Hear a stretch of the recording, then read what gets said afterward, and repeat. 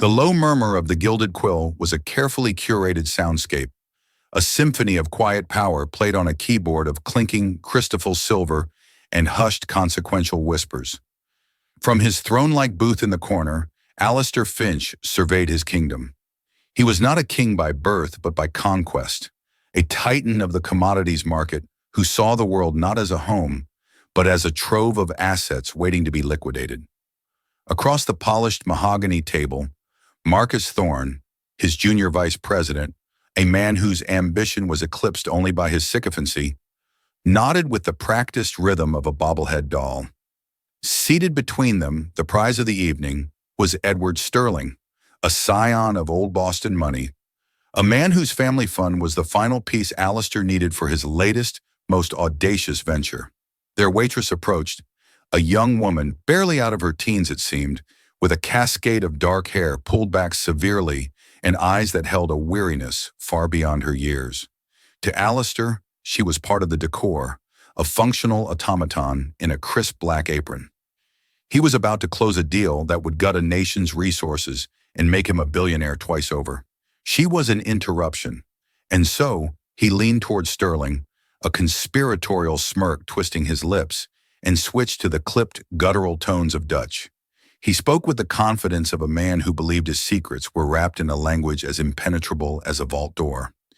He was about to learn that some vaults have a hidden key and some automatons have ghosts in their wiring capable of bringing the entire gilded facade crashing down. The ache in Ilara Vance's lower back was a familiar companion, a dull, insistent throb that had been her shadow for the past 2 years. It was a world away from the satisfying burn in her thighs after a long day in the field, chipping at rock formations under a hot sun, the scent of dust and discovery in her nostrils. Those days were gone, buried under an avalanche of disgrace and sorrow. Now her world was the hushed, oppressive opulence of the Gilded Quill, a Michelin-starred mausoleum in the heart of Boston's Beacon Hill.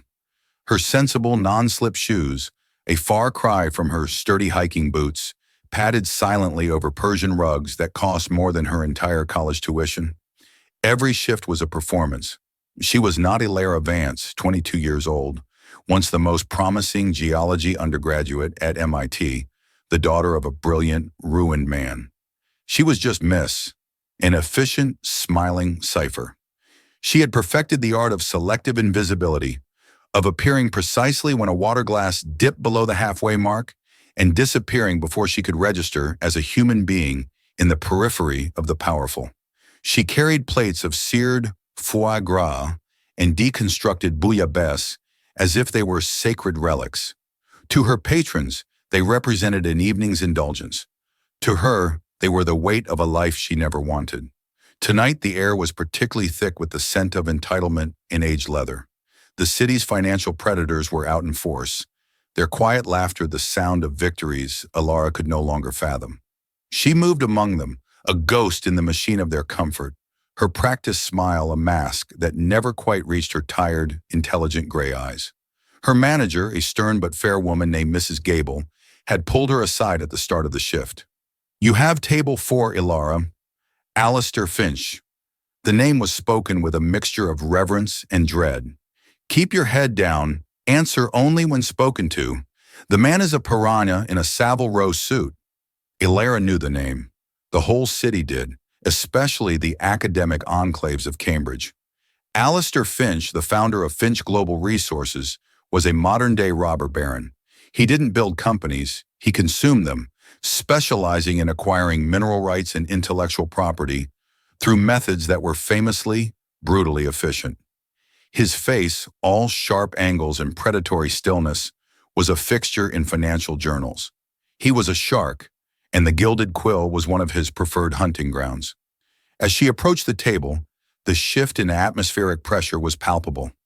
Alistair Finch was even more imposing in person, dressed in a charcoal suit so perfectly tailored it seemed less like clothing and more like a second skin. His hair was the color of steel, swept back from a high forehead, and his eyes, a pale, cold blue, seemed to be constantly appraising, calculating, and dismissing. Marcus Thorne, his deputy, was a symphony of nervous energy, while Edward Sterling, the older gentleman, possessed an air of weary calm. His suit was just as expensive as Finch's, but worn with an ease that suggested the money was generations old, not freshly clawed from the earth. "A bottle of the 82 Mouton Rothschild," Finch commanded without looking up from his menu, his voice a low rumble that expected and received immediate compliance. It was a test, a way to gauge the restaurant's pedigree and the server's competence. "An excellent vintage, sir," Alara replied, her voice a carefully modulated monotone. She did not gush. She did not offer an anecdote about the vineyard. She simply acknowledged the order and retreated. That was the rule of survival here. Be efficient, be deferential, be utterly forgettable. She returned with the wine, presenting it to Finch with the practiced reverence of a priestess. He gave a cursory glance at the label before nodding curtly, his attention already back on Mr. Sterling. Alara uncorked it with a quiet sigh of escaping air and poured a small tasting. Finch swirled the deep garnet liquid, sniffed it with the concentration of a bomb disposal expert, and took a sip. He held it in his mouth for a moment, then swallowed. "Acceptable," he pronounced not to her, but to the room at large. Alara filled the glasses, her movements economical and precise. Marcus Thorne watched her every move, as if she might suddenly upend the priceless vintage onto the immaculate linen. "The key to our strategy in Suriname, Edward," Finch was saying, his English crisp and patrician, "is understanding that the current government is sentimental. They see bauxite deposits. We see a massively undervalued source of rare earth elements, specifically neodymium and dysprosium, critical for next-generation EV batteries." Mr. Sterling swirled his own wine, his expression unreadable. Professor Vance's research was quite definitive on that point. The name hit Alara like a physical blow. Her hand holding the heavy bottle faltered for a microsecond before her training took over. She completed the pour for Marcus Thorne, her face a neutral mask, but inside a cold, sickening dread was beginning to uncoil. Professor Vance, her father. Vance was a brilliant geologist, Finch conceded with a dismissive wave of his hand. A terrible businessman. He published his preliminary findings, trying to build an academic consensus for ethical extraction. He might as well have put a sign on his door that said, "Please steal my life's work." Alara felt the blood drain from her face. She stepped back from the table, her heart hammering against her ribs like a trapped bird. She moved to a nearby service station, pretending to organize silverware, her ears straining to catch every venomous word. This wasn't just a random, arrogant billionaire. This was him, the man who had destroyed her father, the man who had taken everything. 2 years ago, Professor Alistair Vance had been on the verge of a breakthrough. His geological surveys of a remote region in Suriname, funded by a university grant, had uncovered one of the world's richest, most accessible deposits of rare earth minerals. His life's mission was to develop a new, environmentally sustainable method of extraction. He had shared his early data with a select few colleagues and potential investors, including a discreet inquiry from a subsidiary of Finch Global Resources. Then, the nightmare began. A rival academic, funded by an anonymous source, published a paper that used Vance's own data, subtly altered, to claim the discovery as his own and to discredit Vance's extraction methodology as inefficient and dangerous. Key digital files from Vance's university server were wiped. His reputation was shattered. The university, fearing a lawsuit from the new patent holder, launched an internal investigation that focused not on the theft, but on Vance's careless handling of proprietary data. The stress triggered a massive stroke, leaving the once vibrant professor a ghost of himself, confined to a nursing home, his mind a fractured mirror of its former brilliance. The anonymous source, Alara had always known in her gut, was Finch, and now he was sitting at her table, trying to leverage her father's stolen work to court a new investor.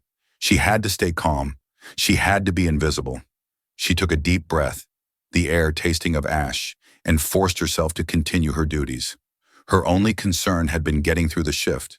Now her only concern was getting through the next 5 minutes without screaming.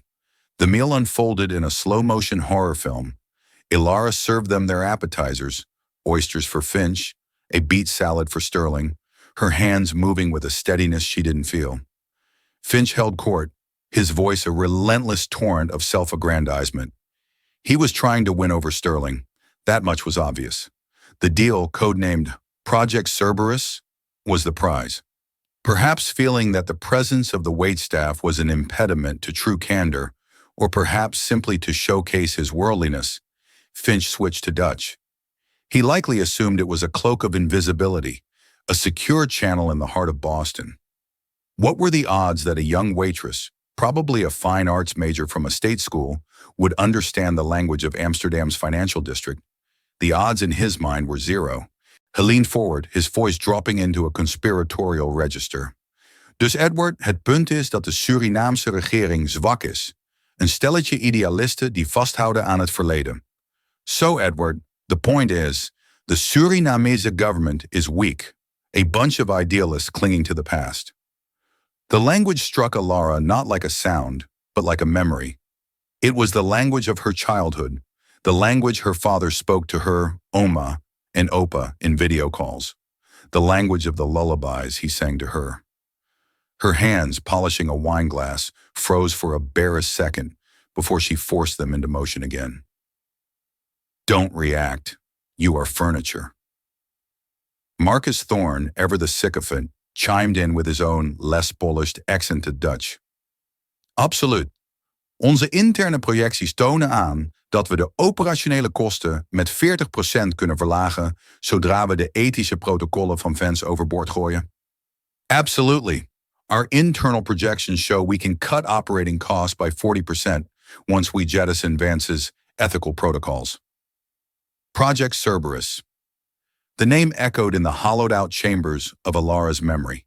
It was the name of the file folder on her father's computer that had contained all his most sensitive research, the folder that had been digitally erased.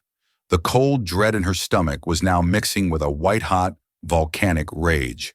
These men weren't just patrons. They were grave robbers, feasting on the bones of her father's legacy. This was the moment her life had fractured into a million pieces. She needed to hear more. Under the pretense of refilling their water glasses, she approached the table, her steps deliberate and silent. She kept her eyes downcast, focusing on the cascade of Voss water into baccarat crystal, her face a blank canvas of professional servitude. Finch, now fully in his element, gestured dismissively with his fork in her general direction. Je moet deze mensen gewoon negeren, he said, a cruel smirk on his lips. Ze zijn slechts onderdeel van het decor. You just have to ignore these people. They're merely part of the decor. He then looked at Alara, but his eyes passed through her as if she were a pane of glass. He lowered his voice, speaking to Thorne but ensuring Sterling could hear. Kijk naar haar, waarschijnlijk een mislukte kunstenares. Een mooi leeg gezicht, goed genoeg om het gepeupel te bedienen, maar geen enkele gedachte erachter. Look at her, probably a failed artist. A pretty, empty face, good enough to serve the rabble, but not a single thought behind it. Thorne gave a nervous, high-pitched chuckle. Zolang ze doet wat haar gezegd wordt, he added, as long as she does what she's told. The insult was so casual, so profoundly dehumanizing, it was like a slap. It wasn't the words themselves, but the context, spoken by the architect of her family's ruin, layered on top of the confirmation of his crimes. The weariness in her body vanished, incinerated by a surge of pure adrenaline. The ghost of her father was no longer a sorrowful memory. He was sitting at table 4, eating a $200 steak and mocking her in her mother tongue. Throughout this exchange, Edward Sterling had remained silent. He took a slow, deliberate sip of his water, and for a fleeting, heart-stopping moment, his eyes met Alara's. There was no pity in his gaze, but there was a flicker of something else, a keen, analytical intelligence, a deep, unnerving stillness. He was a witness. Finch, oblivious, pressed on, outlining the final stages of his plan. Zodra de deal met u rond is, Edward, leggen we de laatste hand aan de onteigening. We hebben een man binnen hun ministerie van Natuurlijke Hulpbronnen. De zogenaamde milieu-impact-studies zullen een wassen neus zijn. De vindingen van Vance zijn van ons en hij is te gebroken om er ooit nog iets tegen te doen. Once the deal with you is finalized, Edward, we'll complete the expropriation. We have a man inside their Ministry of Natural Resources. The so-called environmental impact studies will be a rubber stamp. Vance's findings are ours, and he's too broken to ever fight back. Too broken, the words twisted in Alara's gut. She finished pouring the water, her hand a marvel of steady control. She placed the carafe back on her tray, her mind a supercomputer processing years of grief, injustice, and simmering rage into a single, crystalline point of clarity. She wasn't just a waitress. She was Alara Vance, daughter of Alistair Vance, and she remembered everything. The remainder of the main course was a blur. Alara moved on autopilot, her mind a maelstrom of Dutch phrases, geological charts, and the face of her father, slack-jawed and confused in his hospital bed. The rage had cooled, compressed into a diamond-hard core of purpose. This wasn't just a random encounter. It was a reckoning. An opportunity had fallen from the sky, wrapped in cruelty and arrogance. A terrifying, dangerous, and absolutely irresistible opportunity. She served them their dessert, a rich chocolate torte for Finch and Thorne, a simple lemon sorbet for Mr. Sterling. The Dutch conversation continued, a litany of greed and self-congratulation. Finch was boasting now, recounting a similar corporate raid in Congo, casually mentioning pacifying the locals as if he were discussing pest control. Finally, the meal concluded. The plates were cleared. The last of the Rothschild was gone. Alistair Finch leaned back, patting his stomach with the smug satisfaction of a well-fed python. He caught Alara's eye and snapped his fingers, a gesture of such pure, unvarnished entitlement, it made her teeth ache. "The check," he commanded in English. Then as she turned to retrieve it, he couldn't resist one final, dismissive jab in Dutch for the benefit of his companions. "Schiet op, meisje. We hebben belangrijkere dingen te doen dan te wachten tot jij je slome voetjes hierheen sleept. Hurry up, girl. We have more important things to do than wait for you to drag your slow little feet over here." Alara stopped dead. Her back was to the table. In that moment, the entire restaurant, the clatter of cutlery, the murmur of patrons, the distant wail of a city siren, dissolved into an irrelevant hum. There was only table 4 and the echo of his words. "Hurry up, girl." She took a slow, deep breath, feeling the air fill her lungs like fuel. She could walk away. She could bring the check, accept the insult, accept the paltry tip he would undoubtedly leave, and disappear back into the shadows of her life. It was the safe path, the sensible path. But 2 years of swallowing her pride, of choking on injustice, of mourning a life that had been stolen from her, it was over. She turned. She walked back to the table, not with the hurried, deferential shuffle of a waitress, but with the steady, grounded gait of a field geologist traversing solid rock. She held no billfolder. Her hands were empty, clasped loosely before her. She fixed her gaze directly on Alistair Finch, holding it until he was forced, with visible annoyance, to acknowledge her as more than a piece of moving scenery. Alara offered him a smile. It was not her waitress smile, the practiced, vacant curve of her lips. This smile was sharp, precise, and utterly devoid of warmth. It was the smile of a predator that has just realized the trap it has laid is not for its prey, but for itself. And then she spoke. Her voice was quiet, yet it sliced through the restaurant's ambient murmur with the chilling clarity of a scalpel. Her Dutch was not the colloquial Dutch of the street. It was the formal, academic Hoog Netherlands of a university, spoken with the perfect diction hewn from years of listening to her father lecture. "Verontschuldiging, mijnheer," she began, her tone impeccably level. "De rekening komt zo aan, maar ik voel me genoodzaakt u op een paar dingen te wijzen." "Pardon me, sir. The bill will be right out. But I feel compelled to point out a few things to you." The effect was instantaneous. It was seismic. Alistair Finch's smug expression did not just fall, it shattered into 1,000 pieces of disbelief. His jaw went slack, his fork hovering halfway to his mouth. He looked at her as if she were an alien who had just sprouted from the center of the table. Marcus Thorne froze, a piece of torte on his fork, his face blanching to the color of curdled milk. He darted a terrified look from Alara to Finch and back again, pure, unadulterated panic in his eyes. The only person at the table who did not look shocked was Edward Sterling. He simply set his coffee cup down with a soft click, placed his napkin neatly on the table, leaned forward ever so slightly, and watched Ilara with an expression of intense, undivided, and utterly fascinated interest. Ilara continued, her gaze locked on Finch like a targeting system. Ten eerste, uw grammatica is wat slordig als u een dame aanspreekt. Zelfs als ze slechts een serveerster is. Juffrouw zou passender zijn dan meisje. Het getuigt van een gebrek aan respect. Firstly, your grammar is a bit sloppy when addressing a lady, even if she is just a waitress. Miss would be more appropriate than girl. It shows a lack of respect. She let the grammatical correction hang in the air, a small, precise incision that was about so much more than language. It was a direct challenge to his entire worldview. Finch finally found his voice, sputtering in a clumsy mix of Dutch and English. What denk je wel niet dat je doet? Who the hell do you think you are? Ilara's smile tightened. She quoted Marcus Thorne's earlier, sycophantic remark back at them. Ik doe gewoon wat mij gezegd wordt. Dat is toch het enige dat telt. I'm just doing what I'm told. That's all that matters, right? Her voice was laced with ice. Maar soms hoort men dingen. Bijvoorbeeld dat Project Cerberus de protocollen van professor Vance wil overboord gooien om kosten te besparen. Of dat zijn bevindingen over neodymium en dysprosium van hem gestolen zijn.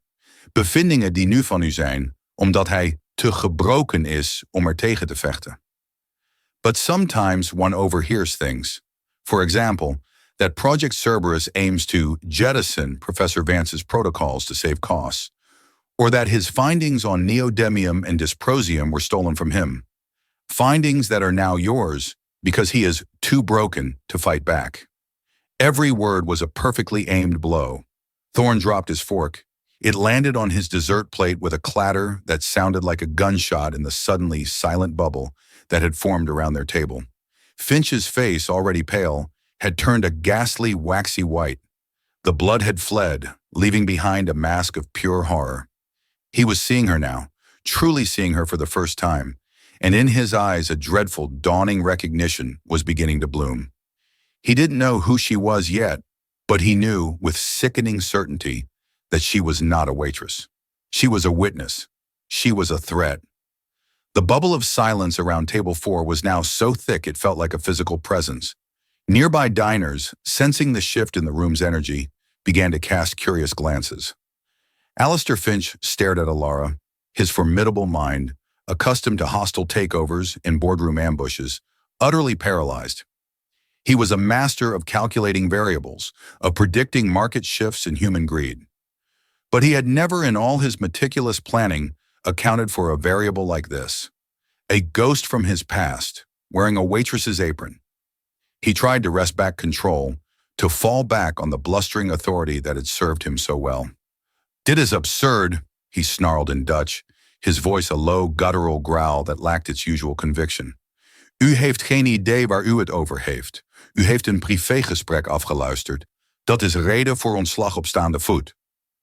This is absurd. You have no idea what you're talking about. You've been eavesdropping on a private conversation. That's grounds for immediate dismissal. Ilara did not flinch. The fear that had been her constant companion for 2 years was being systematically burned away by the righteous inferno of the moment. Oh, ik denk dat ik precies weet waar ik het over heb, meneer Finch, she replied, her Dutch still flawlessly formal, a stark contrast to his agitated rasp. Project Cerberus is geen nieuw plan. Het is een oud plan van 2 jaar geleden. Destijds werd het gepromoot door een lege vennootschap, Trident Acquisitions, om de ware investeerders te verhullen. Investeerders zoals bijvoorbeeld Finch Global Resources. Oh, I believe I know exactly what I'm talking about, Mr. Finch. Project Cerberus isn't a new plan.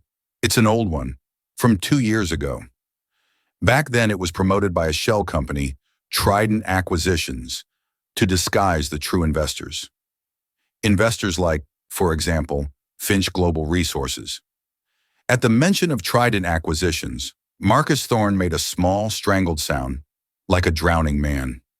It was an old entity, buried deep in their corporate structure, a legal tool used for their most aggressive and ethically ambiguous operations. For this girl to know that name was not just impossible, it was terrifying. Finch's eyes narrowed. The bluster was gone, replaced by a cold reptilian focus. "Who are you?" he demanded, switching back to English, as if the language itself could be a shield. This was it, the moment of truth. Ilara stood a little taller, and for the first time that night, she let the weary, subservient mask of the waitress fall away completely. In its place was the face of the brilliant, incisive young scientist she had once been, her gray eyes shining with fierce intelligence. "My name," she said, speaking slowly and deliberately, her English as crisp and clear as her Dutch had been, "is Ilara Vance." She let the name hang in the charged air. To Marcus Thorne, it meant nothing. But she wasn't looking at him. She was looking at Alistair Finch. She saw the flicker of confusion in his eyes, followed by a frantic, high-speed search through his mental archives of enemies, rivals, and obstacles. And then she saw the exact moment he found it. The moment the last puzzle piece clicked into place. His face transformed, going from ashen white to the color of bleached bone. It was a look of pure, primal horror. He remembered. "Professor Alistair Vance is my father," Ilara continued, her voice resonating with the weight of 2 years of suppressed grief and anger. "I was his research assistant at MIT. I was the one who logged the core samples and mapped the geological strata for what you now call Project Cerberus. You didn't just steal his research, you stole his life. You used a puppet academic to publish his work, you erased his data, and you left him to be crucified by his own university. You thought you had erased him. You thought you had erased me."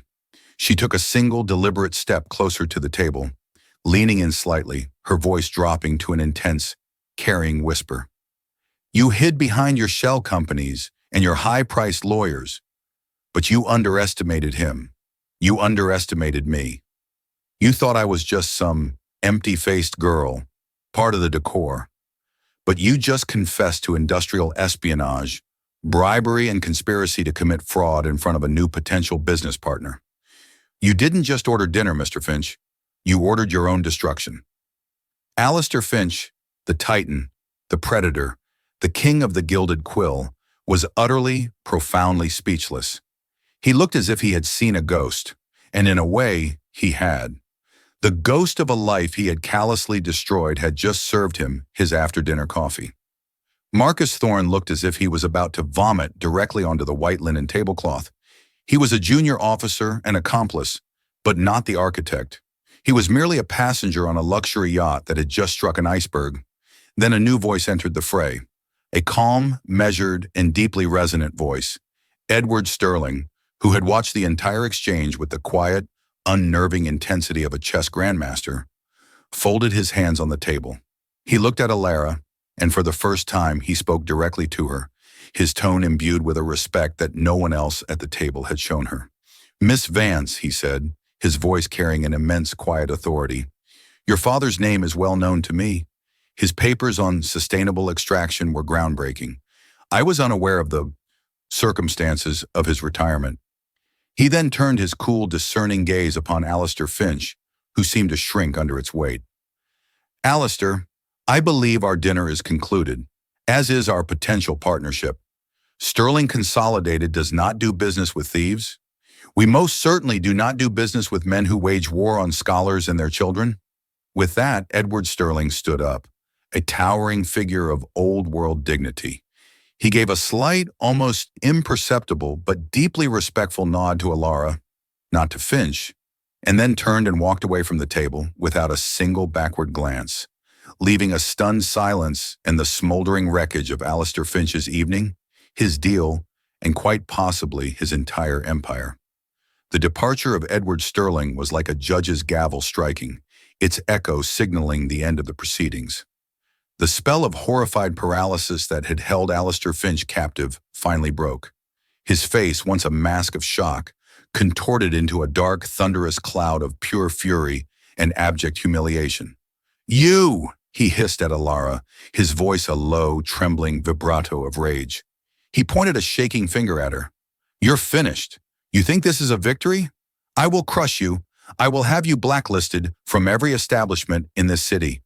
You'll be scrubbing toilets in a bus station for the rest of your miserable life. Do you hear me?"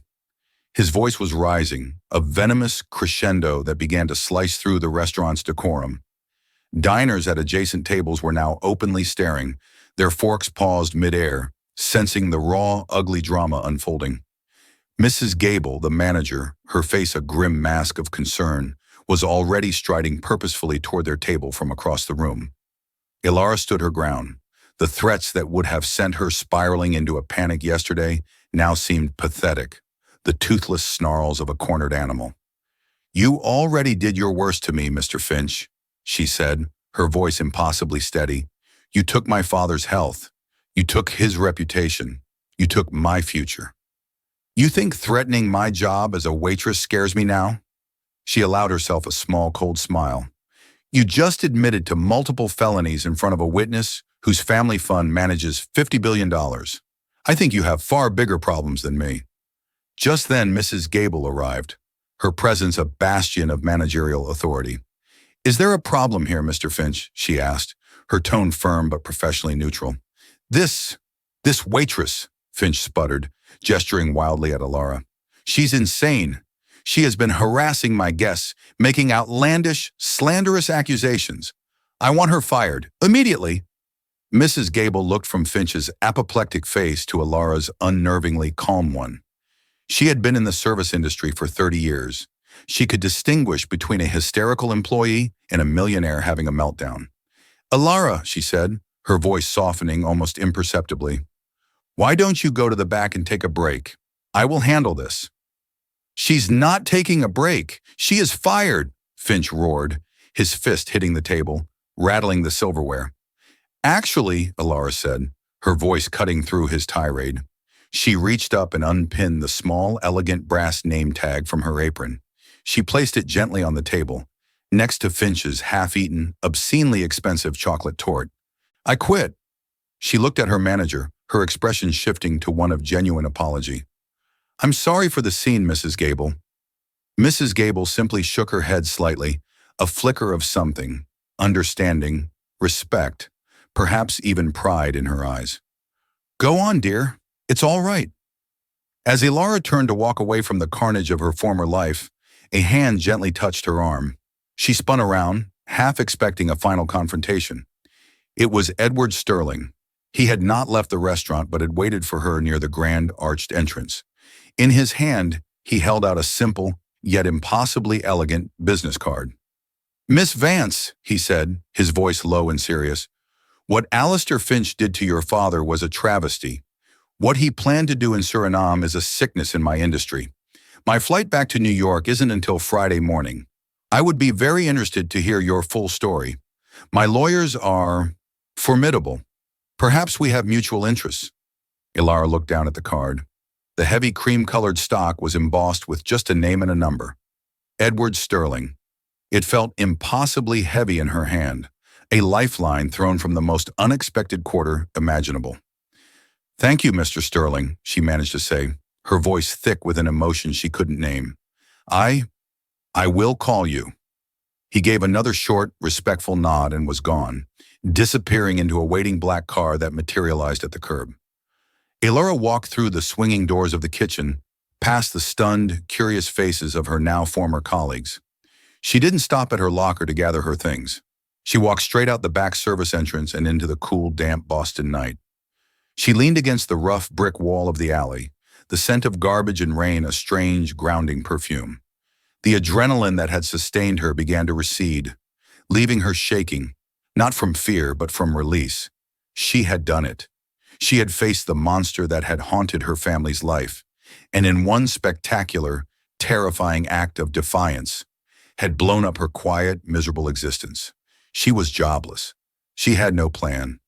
But for the first time in 2 long, soul-crushing years, she felt the exhilarating, terrifying lightness of being free. The ghost of her father was no longer a weight on her shoulders. She had finally given him a voice. Back inside the gilded quill, Alistair Finch was left to marinate in the ruins. His deal was dead. His reputation with a major player was not just damaged, but vaporized. And a ghost from his past now had a name, a face, and a powerful new potential ally.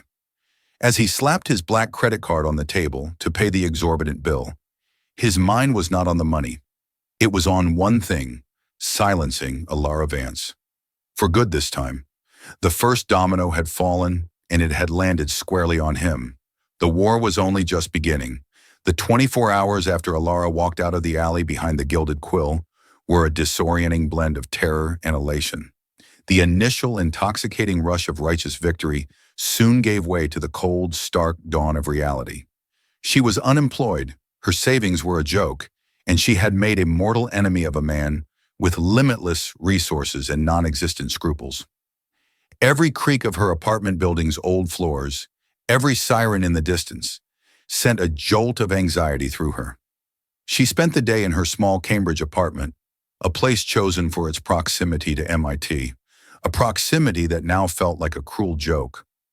Edward Sterling's business card sat on her worn kitchen table like a holy relic or a ticking bomb. She couldn't decide which. Was his offer genuine?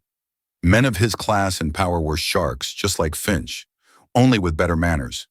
Was he merely seeking leverage, a tool to wound a business rival, a tool he would discard once it had served its purpose? By morning, the fear had not subsided, but a cold, hard resolve had formed around it. Finch had already taken everything that mattered. There were no more retreats left. There was only the fight. With a deep, steadying breath, she dialed the number on the card. A clipped, professional voice answered. "Mr. Sterling's office." "My name is Alara Vance," she said, her own voice sounding strange to her ears. He asked me to call." There was no hesitation. "Of course, Miss Vance, Mr. Sterling is expecting you. He has arranged a car. It will be at your address in 30 minutes. The car was not a flashy limousine, but a discreet, armored sedan that took her not to a sterile downtown office, but to a historic brownstone on Commonwealth Avenue, the headquarters of Sterling Consolidated. She was led not into a waiting room, but directly into a vast, book-lined study where Edward Sterling stood waiting by a fireplace. He was not alone.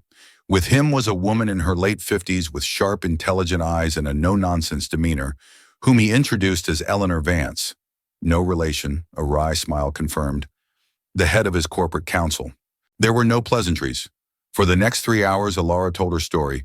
She laid out everything, starting with her father's initial research, his passion for ethical science, the first discreet inquiries from Trident Acquisitions, and the sudden, catastrophic campaign of sabotage that followed. She spoke of the altered data, the stolen files, the university's betrayal, and the devastating impact on her father's health. She spoke not with self-pity, but with the cool, analytical precision of a scientist presenting evidence. Sterling and his lawyer listened without interruption, their expressions grim. When she finished, Eleanor Vance spoke first, her voice calm but with an edge of steel. "What you're describing, Miss Vance, is Alistair Finch's signature move. The Finch method, they call it in some circles. He identifies brilliant but underfunded research, uses shell companies to engage, and then employs sabotage and legal intimidation to acquire the intellectual property for pennies on the dollar. It's a pattern, but proving it is another matter. He's a master at burying his tracks. To win this, we need more than your testimony," Eleanor continued. "We need a smoking gun, the original, untampered data from your father's server." "It's gone," Alara said, the old familiar wave of hopelessness washing over her. "It was on the university's main research server. When they suspended him, his access was revoked. The IT department told me the files were wiped as per protocol during the investigation." "Perhaps," Mr. Sterling said, speaking for the first time since she had arrived. He leaned forward, his gaze fixed on her. "But men like Alistair are driven by supreme arrogance. Arrogance breeds carelessness. And academics are creatures of habit. Think, Miss Vance, your father. Was he paranoid? Did he trust the university's digital security completely?" Alara's mind raced back. Her father, a man who grew up in the Cold War era, had a healthy distrust of centralized systems. He was always talking about digital decay, solar flares, the vulnerability of the cloud. He was meticulous, almost pathologically so. And then it hit her, a memory so mundane she had almost forgotten it. Her father, sitting in his cluttered home office late at night, a strange beige-colored box connected to his computer. "The Iomega discs," she whispered, her eyes widening. "He used to make backups on old magneto-optical discs. He called them his digital fossils. He said they were immune to magnetic pulses and server crashes. He kept them I think in his old filing cabinet, the one that was moved to a university storage facility after he left." Eleanor Vance's eyes lit up. "That's our starting point. We'll file a motion for access to his personal effects in university storage. We'll cite a need to retrieve family records. It's thin, but it's a legitimate reason." Just as this new fragile hope was being born, Ilara's phone buzzed. An unknown number. She almost ignored it, but something made her answer. "Hello? Is this Ilara Vance?" The voice was nervous, hesitant, with a faint accent she couldn't place. "Who is this?" "You don't know me.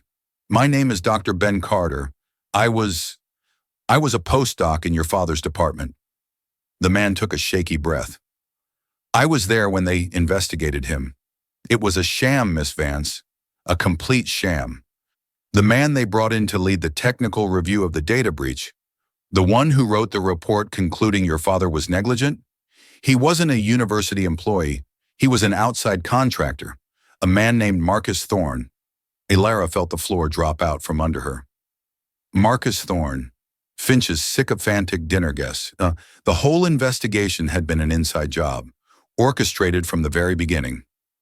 "Why are you telling me this now?" Ilara asked, her voice trembling.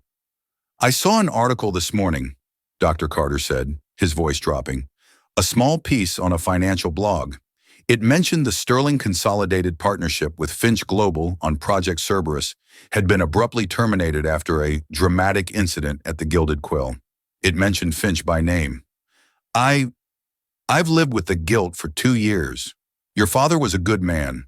What they did to him was wrong. Thorne was a snake. He copied everything. A transatlantic alliance of the willing had just been forged. Ilara's intimate knowledge, Sterling's immense resources, and now a key witness from inside the conspiracy. The hunt was no longer just for digital fossils. They now had a name, a location, and a target. The war against Alistair Finch was about to become very real. The next 3 weeks were a blur of methodical, relentless activity. The quiet study in the Commonwealth Avenue brownstone became a war room. Whiteboards were filled with timelines, corporate structures, and names. The air hummed with the quiet intensity of a high-stakes legal battle taking shape. Ilara, for the first time in 2 years, felt alive. The weariness was gone, replaced by a sharp, analytical fire. She was no longer a victim. She was a strategist. Eleanor Vance moved with the precision of a master surgeon. Her first step was a carefully worded legal request to the university for access to Professor Vance's stored effects. As expected, the university's counsel stonewalled, citing ongoing legal sensitivities. "They're protecting themselves," Eleanor said grimly during a late-night strategy session. "Admitting a fraudulent investigation took place on their watch opens them up to massive liability. We need more leverage." That leverage came from Dr. Carter. Initially terrified of retribution, he was persuaded by Eleanor's assurances of legal protection to provide a sworn affidavit. He detailed how Marcus Thorne had been given unrestricted access to the university servers, how he had personally witnessed Thorne downloading terabytes of data, and how Thorne's final report was a preordained conclusion designed to scapegoat Professor Vance. Armed with this affidavit, Eleanor launched her assault. In a tense video conference with the university's general counsel, she laid out their position with chilling clarity. "We are not alleging a simple data breach," she began, her voice calm and measured. "We have a sworn witness stating that your institution was actively complicit in a fraudulent investigation, orchestrated by an outside party to facilitate the theft of intellectual property. Refusing to grant access to Professor Vance's personal archives will be interpreted as an attempt to conceal evidence. Mr. Sterling is a significant benefactor of this university. I am sure he would be disappointed to learn that his donations were funding an institution that preys upon its own faculty." The threat, combining legal force with the immense financial and reputational weight of the Sterling name, worked. Within 24 hours, Ilara and two of Eleanor's junior associates were granted access to a dusty, climate-controlled storage unit in the university's sub-basement. The room was a time capsule of her father's life. Boxes of old textbooks, geological maps, rock samples, and in the corner, a heavy four-drawer metal filing cabinet. Ilara's hands trembled as she inserted the key. In the bottom drawer, tucked beneath a stack of old lecture notes, was a beige plastic case. Inside, nestled in protective foam, were 5 I-Omega magneto-optical discs, each meticulously labeled. Cerberus data, raw, unfiltered. The next 72 hours were agonizing. The discs were an obsolete format. Eleanor had to hire a specialist, a data recovery expert, who worked out of a cluttered lab in an industrial park. Ilara paced the study, unable to eat or sleep. What if the data had degraded? What if the disks were corrupted? On the third day, the call came. The specialist's voice was filled with excitement. "I got it," he said. "It's all here. Every last byte. Geological surveys, mineral composition analyses, extraction simulations. It's a gold mine. And I found something else. The disk contains a hidden encrypted partition. It's a log file. It looks like your father's computer was running a keylogger and a background file transfer tracker." When they decrypted the log file, the final piece of the puzzle fell into place. It was a complete record of Marcus Thorne's digital intrusion. It showed his IP address logging into her father's server.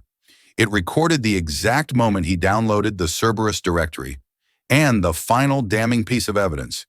It recorded an outbound encrypted data packet sent from Thorne's machine minutes later to an offshore server in the Cayman Islands. A server that Eleanor's team, through their own parallel investigation, had already definitively linked to Trident Acquisitions, Alistair Finch's shell corporation. They had him. The chain of evidence was complete, unbreakable, and absolute. The final act was not a courtroom drama. It was a swift, silent execution. Eleanor Vance did not file a lawsuit.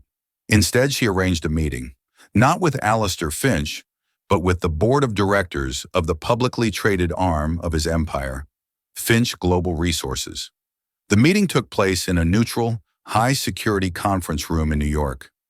Ilara sat beside Eleanor and Mr. Sterling as the 7 board members, powerful men and women from the highest echelons of finance, filed in, their faces a mixture of curiosity and annoyance. Eleanor began without preamble. She didn't make accusations. She simply presented the evidence on a large screen. The sworn affidavit from Dr. Carter, the university server logs, the data from the magneto-optical disc, and finally, the unassailable transfer log showing company property being sent to an illegal offshore entity by Finch's own vice president. A heavy, shocked silence filled the room. The board members looked from the screen to each other, the color draining from their faces. They were not moralists, but they were pragmatists. They were staring at a scandal that would not only destroy Finch, but could crater their stock price and mire them in years of SEC investigations and shareholder lawsuits. "Mr. Finch has exposed this company to catastrophic legal and financial risk," Eleanor concluded, her voice like a death knell. "His actions constitute gross negligence and a profound breach of his fiduciary duty." Mr. Sterling spoke for the first time. "My fund holds a 7% stake in this company," he said quietly. "We will be voting for a change in leadership. Immediately. We will also be submitting this dossier to the authorities unless Mr. Finch is removed, and a comprehensive settlement is offered to Miss Vance and her father for the damages incurred. You have 24 hours. The coup was swift and bloodless. Faced with an open and shut case and a revolt from their largest institutional investor, the board acted decisively. An emergency meeting was called. Alistair Finch was fired. Marcus Thorne was fired and promptly arrested by federal agents on charges of corporate espionage. A week later, a formal settlement offer arrived. It was a staggering number, large enough to ensure her father would have the best medical care for the rest of his life and to compensate for the theft of what would have been a Nobel-worthy discovery. Looking at the papers, Ilara felt not elation, but a quiet, profound sense of peace. The money was secondary. It was the truth that mattered. Her future, once a terrifying blank space, was now an open horizon. Job offers flooded in from top firms, all eager to hire the brilliant young woman who had outmaneuvered the legendary Alistair Finch. But the thought of returning to that world, of playing the same game, felt like a betrayal. She met with Mr. Sterling one last time in the book-lined study. "You have a choice, Alara," he said. "You can go back into the arena, a much stronger player than before, or you can help rewrite the rules." He laid out a proposal: the Vance Institute for Ethical Science, a nonprofit foundation endowed by the settlement money and a matching contribution from Sterling Consolidated. Its mission would be to provide legal protection, funding, and support for independent researchers, ensuring that brilliant minds like her father would never again be vulnerable to predators like Finch. "It needs a director," Mr. Sterling said. "Someone with the mind of a scientist, the heart of a survivor, and the courage of a warrior. Someone who knows exactly what is at stake." Ilara looked out the window at the bustling Boston street. She had come to this city to study the Earth's history, written in layers of rock. Instead, she had been forced to navigate the treacherous geology of human greed. She would not be analyzing mineral deposits. She would be shielding the people who discovered them. She would be the guardian her father never had. A slow, genuine smile spread across her face, the first truly joyful smile in years. "Mr. Sterling," she said, her voice clear and strong, "when do I start?"